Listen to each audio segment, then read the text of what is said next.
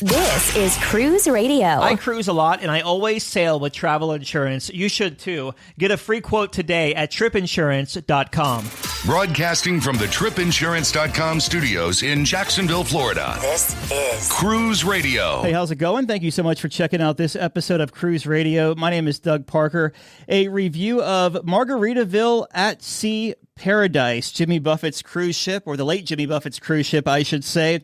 Tommy Casabona just got back from a 2-night sailing last week, and he's here to talk all about his little 2-night jaunt over to Freeport and back. As always, staff writer Richard Sims is here with cruise news. Jumping right to him. Hey, Richard. Hey, Doug Parker. So one cruise line is denying that a dual outbreak happened on one of their ships. I don't want to say that this is a situation where the media exaggerated what was happening on a cruise, but this was a situation where the media exaggerated what was happening on a cruise. Reports surfaced that the Grand Princess, which was sailing out of Australia, had a quote-unquote dual outbreak, if you will, of both neurovirus and COVID-19. And the cruise line said, hey, we don't have a dual outbreak. But at the same time, they kind of acknowledged that, quote, a number, unquote, of passengers had reported to the medical center with various symptoms. The ship was given a really thorough cleaning after the guests departed, and during the next sailing, she got another thorough cleaning while they were in a port, just as, a precaution. We love to hear the phrase, an abundance of caution. Ultimately, the Australian Health Department said that the outbreak was over and that a few cases of noro or COVID on board were consistent with the numbers you would expect to find on any cruise these days. So at the end of the day, everything everybody said was true and nothing anybody said was fully accurate. Because, there was sort of an outbreak on board and there was COVID and neuro, so I guess you could call it a dual outbreak, but it wasn't, what you think of as a big outbreak. It was, what we get these days. You go on any cruise these days and the Facebook group afterwards, there's always going to be a couple people like, yep, I came home with COVID. That's just the world we live in now. You get it at the grocery store too. So it wasn't a big deal. And it certainly, even the Department of Health signed off on it as being completely normal, despite what media reports might have led people to believe. So Carnival Panorama is docked for a little while, but docked for a little longer than anticipated. Yeah, regular listeners will recall that we reported a while ago that Panorama was having some issues. They missed 2 out of their 3 port calls because of a propulsion issue that majorly impacted the speed at which it could sail. At the time, I said that while the ship wasn't scheduled to go into dry dock until early 2024, I was pretty sure they were going to bump up that timeline. And sure enough, on November 11th, Carnival took the Panorama out of service, which meant they had to cancel several sailings. The ship isn't expected to return to service now until December 9th. If you look at the calendar, you'll see that means that some folks who plan to spend Thanksgiving on board the Panorama have had their trips canceled. And I always feel bad when that happens because a lot of planning goes into, not everybody's obviously, but a lot of people plan their Thanksgiving vacation. I was on a Thanksgiving cruise a few years ago, and one of the families on board had 15 people who had coordinated from all around the country to all come together and be on a ship. So, you know that this is a special time for a lot of families, and to know that they had their trip canceled is kind of a bummer. So I definitely feel bad for those people. But guests are getting a full refund and their travel expenses covered. Plus, they'll also receive a future cruise credit of between 50 and 100%. The people who are getting 100% are on the first 2 cruises that were canceled. So that's the one that was immediately on the 11th, I think it was.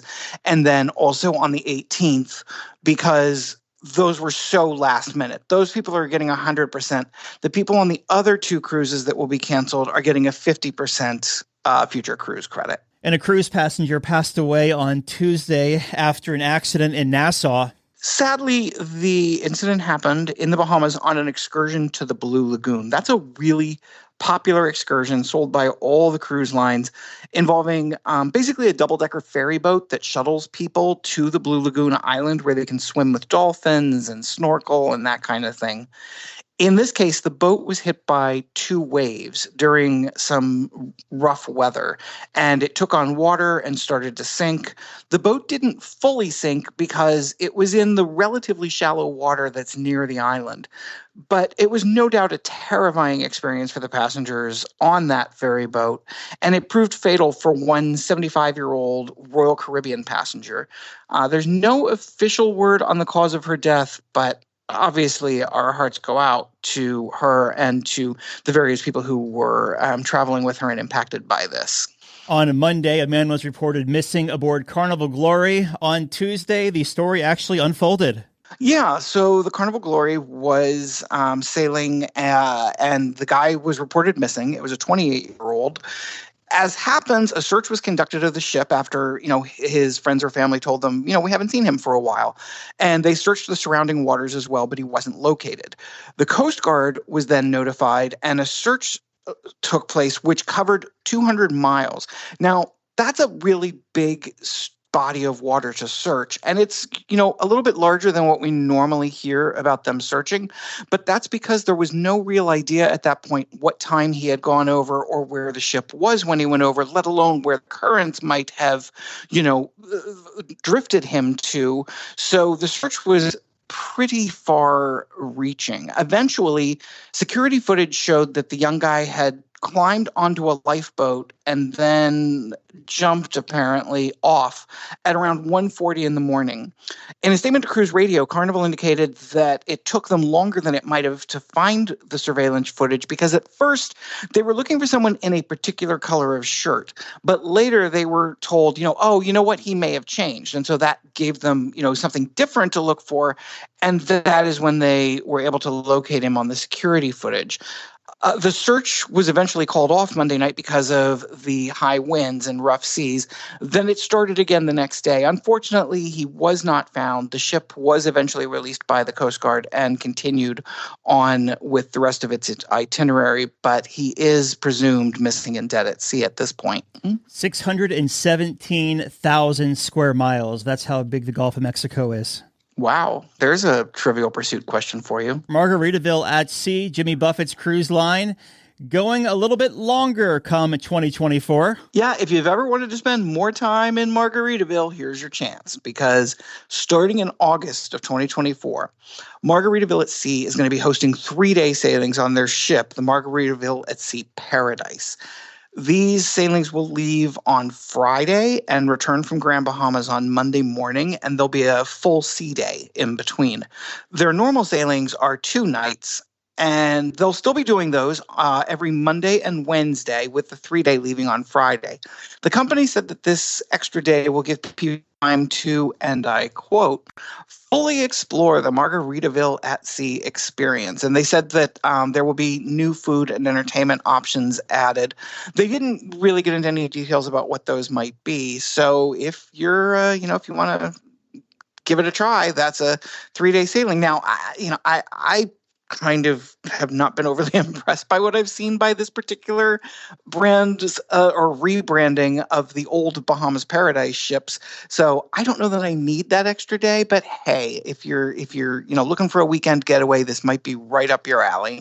Well, in just a few minutes, Tommy Casabona is going to talk about his sailing on it last week. So you'll have to see if your thoughts change after hearing his review. Oh, I look forward to that. To wrap it up, a new Disney Cruise Line terminal is in Florida. Yeah, so this will give Disney fans a new, destination to check off their list. It's their second terminal, following on the heels of the one they have at Port Canaveral. And I know it's going to sound weird to some listeners to call a cruise ship terminal a bucket list destination, but I guarantee you there are Disney fans out there who, they're in Florida anyway, and they will want to check out this new port, even if they're not getting on a ship and they're not sailing. That's just, the appeal of Disney.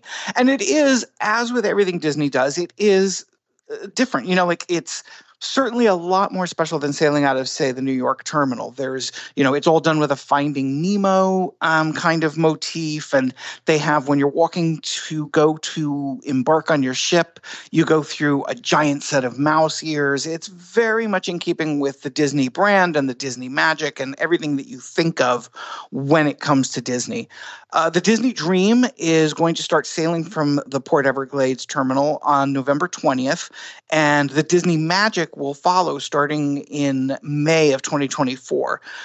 These cruises are going to be mostly like 3, 4, 5-night trips to the Bahamas and the Caribbean. Starting in the fall of 2023, there will be at least one ship home-ported at Port Everglades year-round, which makes sense. If you're going to have a terminal like that, you don't want to leave it empty at all. So at least one ship will be there year-round, and a second ship will sail seasonally out of the area beginning in 2025. All right. Well, on that note, staff writer Richard Sims, we might talk next week. We might not. Thanksgiving is next Thursday, and I'm going to go over to Salt Lake City for a couple of days. So if I don't talk to you, happy Thanksgiving. Thank you, and to you, Doug.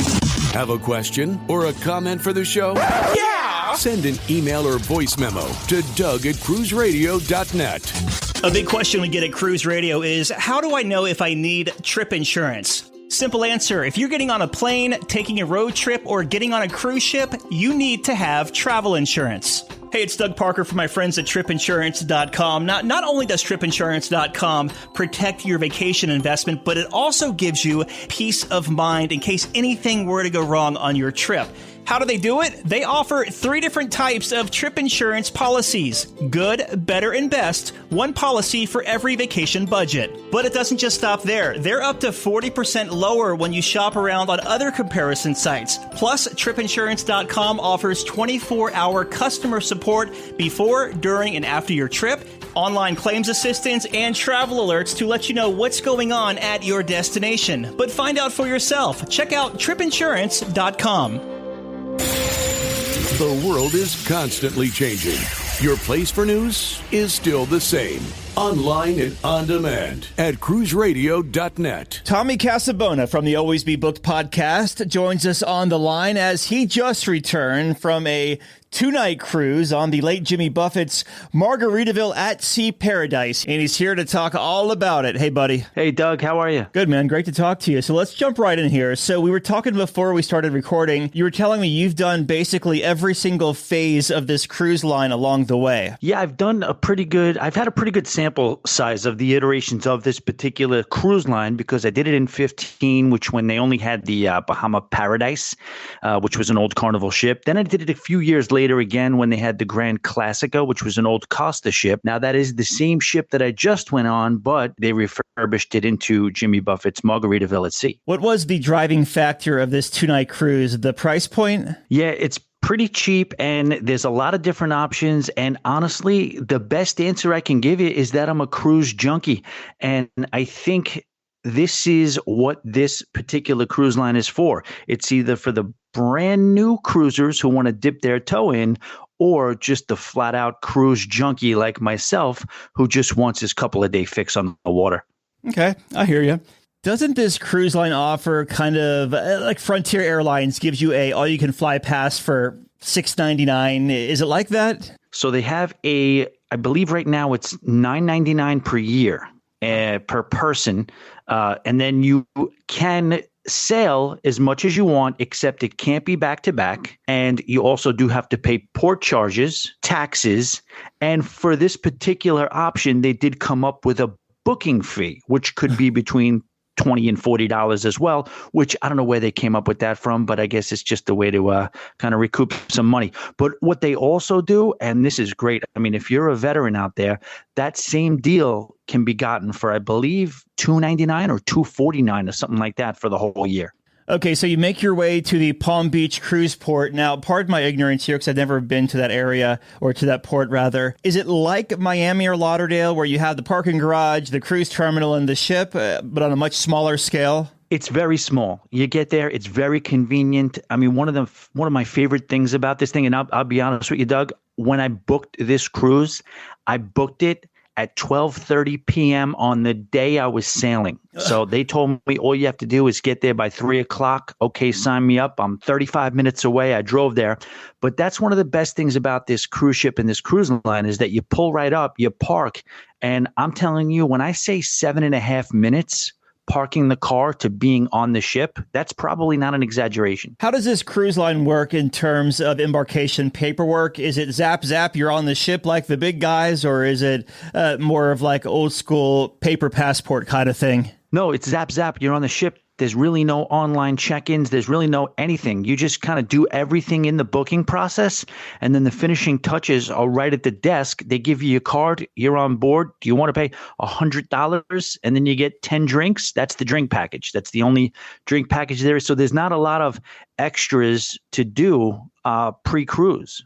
Repeat that, 110 for the drink package? What'd you say? No, 100 for 10. So you get 100. If you pay $100, you get 10 cocktails. Okay, gotcha. When you walk on board the ship, what were your first impressions? I know you've been on this ship before, but like, what could someone expect as they walk on to the? I mean, I've seen a big flip flop. Is that what you see when you walk on? Yeah, it's not. Listen, what are you gonna?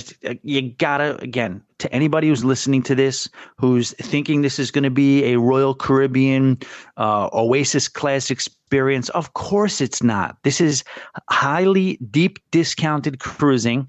And, you know, the way I look at it is that when you're sitting in a chair at the bar on the aft portion of the ship over a pool, and you see the sunset's still the same, the wake is still the same. But yes, when you get on the ship, you're not overwhelmed by a big atrium, by a big anything. It's basically a functional, like a meeting room, like you'll do business in this room. It's not like anything that's going to impress you. There's the shore excursions desk, there's the guest services, and then yes, there is a big giant flip flop when you walk in. I guess in the whole Jimmy Buffett theme. So how's it work? When you get on board the ship, can you go straight to your room? Yes, I was able to go straight to my room. I think in some cases, I think this is a later boarding ship. I think most people, you can't get on till noon. I'm kind of like the late arrival guy anyway. I hate lines. I'll trade in a late arrival for a line any day. But yeah, you get right on board and you can go right to your room. And chances are, since it's kind of a small ship, you're not having to walk too far either. Yeah. So yeah, it's like built in like 1991, I think. So it's kind of an old ship too. Going to your stateroom, what kind of stateroom did you book? And also, how was your stateroom? Because I've seen scathing reviews of these staterooms on YouTube. I will say that the one area of, again, I managed my expectations. I'm going to use that term a lot. I do use that term a lot. So I was tempered. I was not expecting anything great. But even taking my managed expectations into play, there was one horrific thing that you dealt with. There was significant mold on the threshold on the way to the shower. The room besides that was clean. It was fine. It was just funny because there were bunk beds. The room can sleep probably 7 or 8 people. Other than the mold on the bathroom, it was fine. Yes, you had the shower curtain. The shower was small and it was an adventure, but again, I was just happy to be at sea. But there was absolutely nothing wrong with the room besides that. It was clean. It had a fresh smell to it. The decor was not over the top, but it was not anything to sneeze at either. It was absolutely fine. I enjoyed it. How has the ship evolved as far as like maybe changes you could tell that were made since the last time you sailed the ship? Maybe the installation of USB plugs or anything like that? I believe there were. Oh shoot, was there? Yeah, no, they had USB plugs definitely, and as far as plugging and connectivity, there was no problem. The internet was great too, surprisingly. Absolutely. I mean, the bed was very comfortable. Everything about the room was good. But yeah, technology-wise, it was good. The internet, I believe they charged, I think it was like an a la carte by day. I think it was like in the area of $30 or so a day. Mm-hmm. And it performed pretty well. Performed a lot better than some of the mainstream cruise lines I've been on. Really jumping into the 21st century with both feet there, huh? Yeah, right. Yeah, for sure. Let's talk about dining. I guess we'll start at the buffet like we always do. How was that, and any kind of food outside of the buffet area by the pool deck? Okay, so the buffet was fine. Again, it was fine. It was presented well. It was neat. It was very similar very, very comparable to any buffet that you're going to see. Now, it was smaller, that's for sure. There may not have been the same level of selection that you might find on some of the larger ships, but they didn't need it. There was probably, I didn't feel like this was a full ship. I think it can hold around 1,800 people or so, maybe close to 2,000. It didn't feel like there were more than 1,000 people on the ship. So the buffet, the food was tasty. They had a build-your-own pasta station. They had the regular kind of rotisserie chicken. They had pizza. They had hot dogs. They had a good amount of vegetables. It was good. And then on the back of the ship, they had the 5 o'clock somewhere bar, which also had a separate burger station. Think kind of like Guy's Burger. It wasn't on a Guy's Burger level, but you're at the 5 o'clock somewhere bar. You get a cocktail, and then you go over and get yourself a let's just call it what it is, a cheeseburger in paradise. I know that Buffett, when he had his partnership with NCL, and they announced that about 10 years ago or so, he was really big into quality control. Could you tell the food was maybe a little better this time around than the last time you went on board? 100%, definitely. And on the others, there was like 2 specialty restaurants on the back of the ship last time, and they were both open on very, very select hours. They were both for an upcharge. I think there was an Italian and another theme or whatever. Maybe it was a Mexican, but my memory is a little fuzzy on that, but yes, it seemed like an overall tighter product for sure, 100%. Now, how about the main dining room? So the main dining room, I did the one night, and I have to tell you, it was good. You know what I'm saying? You go into a main dining room on mainstream cruise lines nowadays, and sometimes you'll have a really, really good experience all around. Sometimes it'll be a little, it's hit or it can be hit or miss. This time I had a really, really good dish. The service was good. Nothing was, nothing stood out as something like, oh yeah, this is why it's a discount cruise line. I got a Caribbean marinated pork chop, really good vegetables, got a good dessert. What's his famous dessert that he does? I have no clue, man. The sponge cake. That's from Margaritaville, the song. So That's right. The sponge cake, it was really good. Everything about the dining was good. They also have, and I don't love that they charge for this, but at least it's a good product. Late night bites, they have a pizza restaurant. Now, they want it to be a sit-down restaurant. They have the servers kind of ready to go. The tables are all set. Nobody uses it for that. It's all people lining up for grab and go. And then it's basically, I think, $10 or $11, and they have like maybe 5 or 6 different types of pizza you can choose from, and it's really good pizza. Are we going all you can eat in here, or is it kind of just per slice? No. They'll give you a pie. It's basically like a 14-inch pie they give you, and you take. Most people, like I was doing, it was just kind of grabbing it. You pay the $11 with your card, and you take it to your room and eat in shame. When this partnership came out, they were really toeing the line on the new stage shows they're rolling out on here. Did you catch any of the entertainment? Doug, I'm not going to lie to you. When I cruise, and I do cruise, the entertainment, the shows are not my big thing. I did want to make sure I poked my head in a little bit and kind of watched for a little while. But like I did say, let's just preface it like this. I did get the 10 drink package, and I did tip to a level where they were being very, very generous with the pours. So as far as the stage shows go, I did pop in, but it was really, really kind of tough to watch. I will say that even for, cruise ship standards, the shows were rough. I definitely don't hesitate to ski. You're going to see a better show in the karaoke room. And speaking of that, how was the entertainment outside of the theater around the ship? It was cool. They did a lot of cool things. They had a bartender kind of do a flair bartender show on the Lido deck, the pool deck. They did a fun sail away party. This ship is very big on pickleball. Not that that's entertainment, but I'm just thinking of features around the ship during the day. The gym is a little lackluster, so I was going to go to the gym, and I saw that they didn't even have elliptical machines, so I was kind of trying to figure out what I was going to do.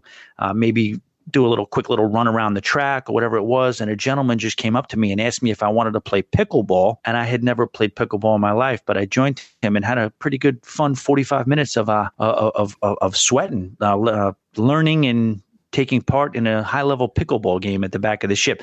They basically, a lot of the cruise ships, they know pickleball is kind of hot right now as an activity. But this ship actually sets up a pickleball court. You can rent paddles. There's a permanent sign that says pickleball this way. They try to organize a lot of pickleball on this ship. Catch it, I guess they're riding that wave. Okay. How about the casino on this one? The casino is very, very small. So, well, you know what? I shouldn't say small. The room is basically the size of a regular casino, but it's a little awkward because they don't have as many tables and as many machines. So it's a little cavernous look and feel wise. The good thing about the casino is that they will do $5 blackjack at certain points, whereas most cruise ships, you're at least kind of in that $10 area now. And they do have some new age good slot machines, which I did take part in, and I broke even. I was up $350 in slots, and I did put it all back. But we're doing it for fun anyway, right, Doug? Yeah, I don't play blackjack or poker or anything like that. So you can't play a $5 hand on a regular cruise ship anymore? No, typically not. I don't know if they do specials at any point when you can. I have not seen a $5 hand in a very long time. All right. I'm curious, what kind of crowd is on here? Like, what does this draw? Is it Parrot Head Central or a little this, a little that? Not at all. I would say the crowd was great. I'm going to tell you something. This, like I said, I was so happy with this cruise overall. If you're just kind of talking like how it netted out, the crowd was great. You had a mix of every. Well, you have young people, old people, seasoned cruisers, new cruisers. I mean, I made a good amount of friends. And I have to say, I got to give a shout out to Arif at the back of the ship. This bartender is amazing because, it's what I'm in the hospitality industry. And, when I was doing more on the bar end of things and the nightclub end of things, any bartender can learn how to make drinks. What a bartender really needs to do is kind of create an environment, create a vibe. This guy must have married me off to about 5 or 6 different women on this ship at some point. He was just, one would come up and he would say, "Oh, your husband Thomas is over here." And then next thing you know, I'd be in a 10, 15-minute conversation with somebody else. And then I'd see people around the ship. "Oh, look, it's my husband. How you doing?" I mean, this guy, this is what he did. He was very, very good at what he did. But just everybody that kind of came across that bar, it was just a very, very pleasant.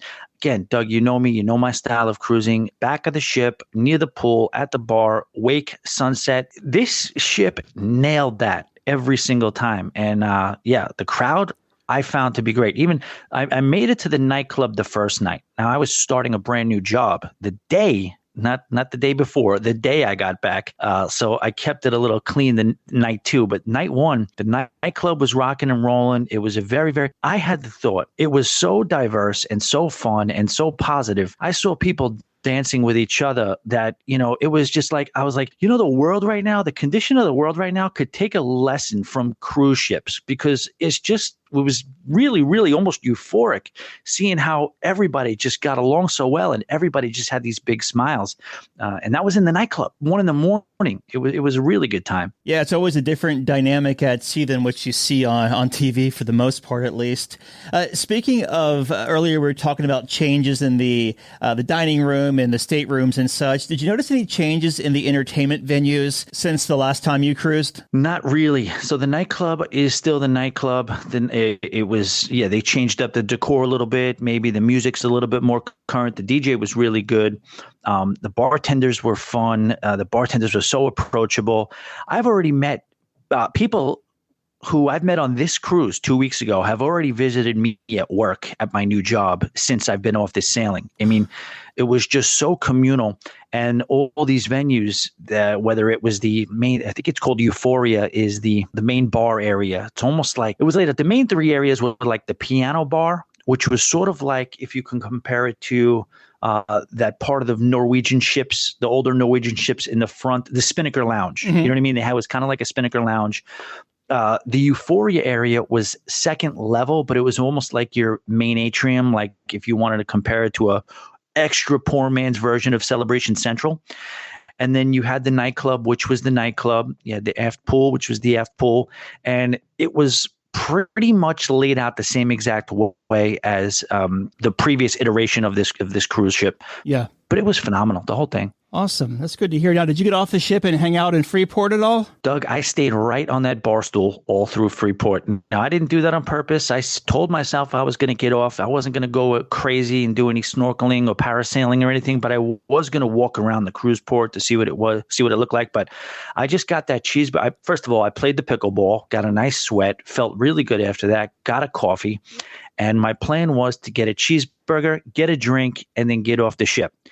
But I got that cheeseburger, I got that drink, I parked myself at that bar with an absolutely gorgeous view of Carnival Legend, and I just really enjoyed it and stayed right there. Got into a couple of conversations with some people, and there was really no reason to go anywhere. Is the cheeseburger in Paradise, is that part of the cruise fare, or is it a little add-on? No, that's free. You just grab and go. Great fixins bar. It was good. It was laid out perfectly. Everybody and the staff was just so friendly. That's one thing that I think is gonna, what I'm told is that this cruise ship is gonna really, really cater to veterans, teachers, and they're really gonna and gamblers, because they're going to do a lot of gambling packages, casino deals and offers. And what their real calling card is how good the staff is. It's very, very impressive that they found such kind of a real personable, prideful staff working on this cruise ship. It's just, and a lot of them, I would speak to a lot of them, and they all said they did other cruise lines, and they were very, very happy where they are. There was one young lady who was back there, Natalia. She had done Seabourn and Celebrity, and this was her favorite cruise line to work for. Wow. So you didn't get off the ship. You kind of hung out on board during Freeport. The next day, you're back in Florida. So how was that debark process? The debark process was a little chaotic. That was a little chaotic. They clearly have some, I guess, technical issues with the computers or whatever, because I went to, get off the ship because, like I said, I was starting a new job that day. So I wanted to be one of the first ones off, and I had achieved that goal, except for the fact that I get there and they swipe my card, as they do on the way out. And they said, you have to go back to guest services. I went back to guest services, waited in a line for about 25 minutes, only for me to get there. They take my card and say, okay, no, you're good. That was a mistake. So now not only do I have to wait on that line, now I got to wait on another line to get off the ship, since everybody else is getting off the ship. And that set me back. So I was a little nervous because I had to be at work at noon. So it was cutting a little bit close, and it was slow. And man, I just think all these cruise ports, they got to get on board with that facial recognition reentry. You know what I'm saying? Mm-hmm. Yeah, no, certainly. Was there a cruise director on board? There was a cruise director. And again, he was very kind of loose with his words. You could tell it wasn't as PC as a lot of them. I think I heard a couple of swear words come out, not necessarily ill-intended or anything like that, but just because of, oh, you know what? Yeah, he was feeling the vibe. So I think it wasn't anything too over the top offensive. It was actually kind of refreshing that, it wasn't so by the book and so, structured. And it was just a good time. The cruise director was phenomenal. Now, how about as far as the smoke situation in and around the casino? How was that? Well, here's where I don't want to lie to you. I don't necessarily know. Knowing you were going to ask this question, of course, I probably should have had an answer prepared. But that was after, I don't know, definitely wearing out the drink package and then some after that on that particular day. So I don't remember it being, and I'm not a smoker. I do not like being in situations where there is a lot of smoke. So I can tell you that I do not have any recollection of having a lot of offensive smoke come my way. So you're off the ship, you're heading back to your new job. So we're looking back at this cruise then. Do you have any first-time tips to offer anyone who may be considering saying, what the heck, we're going to try it for the weekend? Yes, it's a getaway, guys. It's just basically you're going to get on a cruise ship and you are going to get your fix of the sea, the sun, some drinks, and some real relaxation. If you're looking for the newest and hottest and latest innovations in cruising, you are going to be disappointed. But if you really, we as cruisers, I use a thing called PCB. I call it pure cruise bliss. When you get out there and everything seems right in the world with the sun going down, you're looking over the side of the ship and you're just seeing those waves hit the side of the hull. And that's really why a lot of us cruise. And in that regard, you're going to get your money's worth. Just don't have all sorts of expectations. The food is fine. The rooms are fine. And you're going to have a good time if you really, really, really want to get away on a beautiful cruise at a great price. I was talking to someone the other day. I think it was in the building here. I can't remember who it was, though. And we were talking about the very first time we stepped on a ship. Do you still get that like for me, actually, I was telling my therapist this. When I walk on a ship, I could actually, I still feel that same excitement as I felt the very first time when I was a kid. I don't have a lot of memories of a lot of my past in my life, but that one is just so clear and so vivid. Do you still have that excitement every time you walk on a ship? I really do. Without hesitation, absolutely. I mean, the camera's out. It's almost like there's a metamorphosis. The minute you get on, leave that, what do you call it? The gangway, basically, the bridge, and your first step onto that cruise ship, you're at sea. You can't be disturbed. That's it. You're fully immersed in, just everything cruising, and it does not get old, and it is special each and every single time. When you're paying that cheap rate, are they feeding you to death with this, that, and the other? No, nothing. Really, like I said, of course you have to pay for the drinks, and they give you a little bit of a break. They don't let you buy some, drink package. They used to let you buy a bottle. On the second time I did it, I remember it was kind of sad. I just purchased this bottle because economically it made sense. But now you got a bottle of Stoli vodka, and wherever you go, it was a very, very good service, but I was solo cruising. But I'm walking around with this bottle in my pocket by myself. Any bar you go to, you pop the bottle on top of the bar, and they come at you with ice mixers, fruit, and boom, now you're set up sitting at the bar. And I'm like, it's a little strange. It's very nice, a little strange, but it's a little much. And I think I paid maybe around $130, $140 for that bottle. I think this is a much cleaner, more efficient way to do it. You're not getting a great discount. You're not getting an unlimited anything. But I will say this, and maybe shouldn't say it, but let's just say you put that 20 into that bartender's hands, that 10 drinks is gonna go a long way for you. What are your thoughts, coming from the hospitality industry, of paying $140 for a bottle? Though for me, I'm a Tito's kind of guy, and when Carnival has it for $150, it's been tempting at times just to kind of not have to run back and forth to the bar, but I just can't justify paying that $150. It's not, it's financially, I think it's worth it. Yeah. If you're talking dollar for dollar, if you buy that bottle, I think if you were talking just straight economics, it's worth it for you. But we gotta be serious. I've done the homework, and there is just something to be said that you can't place a monetary value on not caring, just going in, give me another one, not having to worry about going to your room, not having to make your own drink. It's sort of like, I don't know how you feel about this. I realized during the pandemic, when the money starts to drain from the account, I learned about myself that the Dunkin' Donuts iced coffee is going to be one of the last things to go. You know what I mean? I'm going to the wall. Because they just make it for you. They present it how you used to being presented. It's just, can you save money by making your own coffee? Yeah, but it's not the same as just getting that Dunkin' Donuts 32-ounce iced coffee from the window. Same thing on the cruise ship. You just go there. It's plug and play. You're not worried about your bill. You're not worried about running around and having to, did I put too much ice in? Did I put not enough ice in? They got it. You know what I mean? So I think it's worth it to get the drink package. And I think the cruise lines know that too, as you see these prices start to creep up and up and up, especially on Royal Caribbean. Interesting thoughts there. Very good. Looking back, what was the biggest highlight of this cruise for you? Biggest highlight of this cruise was absolutely, I would say, the bartender. Again, I had a lot of wives on this cruise, but there was one in particular that the bartender introduced me to. She left, she went somewhere else, and I stayed at the bar. And then on the way before dinner, I was kind of as the sun just went down, walking back to my room, but I was on the Lido deck, came across her. She remembered me. She's like, "Oh, wait, you're my husband." We sat there and we talked. I learned a lot about her, from Chicago, in Miami, the whole bit. She's got a couple of businesses, and we just had, neither one of us were planning on spending 2.5 hours at the Lido deck as the night went on, and we probably both missed our dinner. But it was just a great moment. It was a great night. It was a great time. And honestly, if I had to encapsulate everything about the back of that ship was everything that I look for in cruising. Like you said, cruise bliss. Pure cruise bliss. Yeah. Final thoughts of the ship. Do it. Definitely give it a try. Manage the expectations. Even the parking. You drive right up. Yes, it's $50, but they park your car.